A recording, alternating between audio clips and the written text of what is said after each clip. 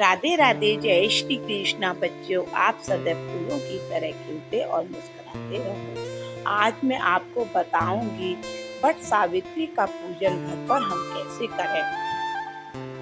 अगर आपके घर के आसपास बरगद का पेड़ नहीं है तो आप बाजार से बरगद की एक छोटी सी टहनियाँ लाकर गमले में बरगद का पेड़ लगाकर घर के मंदिर या आंगन में यह पूजा बेहद आसानी से और पूरे विधि विधान के अनुसार कर सकती हो।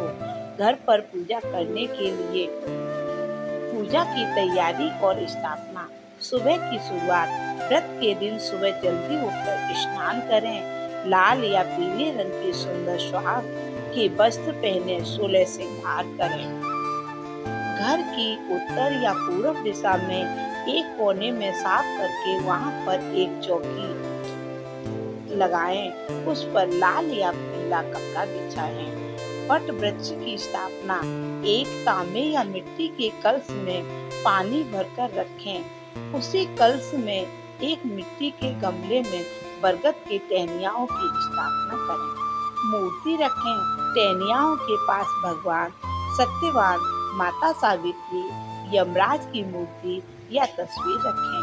अगर मूर्ति न हो, पवित्र हाथों में थोड़ा सा जल लेकर अपने ऊपर जल छिड़के मन में पति की लंबी आयु और परिवार की सुख शांति का संकल्प लें। सबसे पहले गणेश जी की पूजन करें। बरगद की टहनियों की जड़ और कलश या गमले में जल चढ़ाएं। तिलक और श्रृंगार। माता सावित्री, सत्यवान और वट वृक्ष की डोली चंदन, हल्दी और सिंदूर से तिलक करें। माता सावित्री का सुहाग का सामान चूड़ी, बिंदी, मेहंदी, चुंदरी अर्पित करें। सूत लिपेटते हुए परिक्रमा करें। कच्चा सूत, सफेद धागा या कलावा, मोली जो भी आपके पास हो, उसे बरगद की टहनियों पर लिपेटते हुए 7, 11, 21 या 112 परिक्रमा करें। घर पर ही कर रही हैं तो टहनियों के चारों ओर घूमकर टहनियों को सामने रखकर हाथ में धागा लपेटते हुए करें। भीगे हुए चने, पुआ, पूरी या मौसमी फल जो भी जैसे आम या खरबूजा वट वृक्ष की माता सावित्री को अर्पित करें।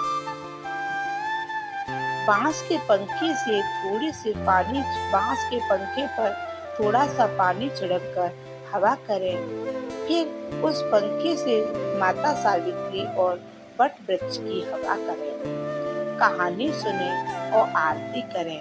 हाथ में भीगे हुए चने लेकर वट सावित्री व्रत की कथा पढ़ें। कथा समाप्त होने के बाद हाथ में चने वट वृक्ष के पास छोड़ दें। उसके बाद कपूर या घी का दीपक जलाकर माता सावित्री और यमराज की आरती करें। पूजा के बाद क्या करें? बड़ों का आशीर्वाद। पूजा संपन्न होने के बाद घर के सभी बुजुर्गों के पैर छूकर आशीर्वाद लें। जो बायना निकाला है, सास या